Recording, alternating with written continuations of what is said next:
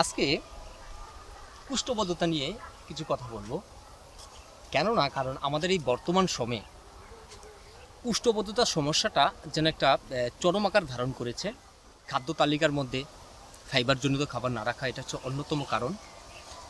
যেমন পুষ্টবদ্ধতার নিরাময়ের জন্য আমরা কয়েকটা খাবার আমরা খেতে পারি।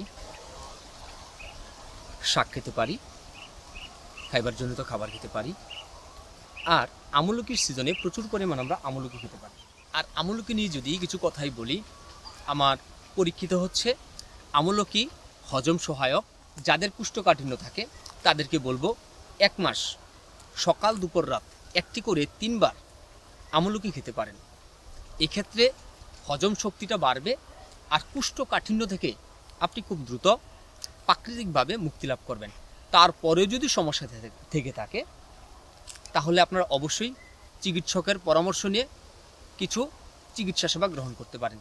আমি প্রত্যেকটা ভিডিওতেই বলে থাকি যে কিছু খাবার খাবেন যে খাবারের মাধ্যমে আপনার রোগ নিরাময় হবে এবং কি রোগ যেন না হয় এটা থেকে আপনারা বাঁচতে পারেন। কোষ্ঠকাঠিন্যের মধ্যে আরেকটি পরীক্ষিত খাবার হচ্ছে কাঁচা পেঁপে। আপনারা অবশ্যই খাদ্য তালিকায় কাঁচা পেঁপে রাখতে পারেন। এটা তরকারি হতে পারে, সালাদ হতে পারে, আপনার যেভাবেই হোক কাঁচা পেঁপে গ্রহণ করতে পারেন। তবে কাঁচা পেঁপের ক্ষেত্রে একটা নিষেধ হচ্ছে, যাদের অ্যালার্জিটিক সমস্যা আছে অবশ্যই কাঁচা পেঁপে খাওয়া থেকে একটু বিরত থাকবেন, কেননা এটি চুলকানি বাড়াতে একটু সহায়তা করে।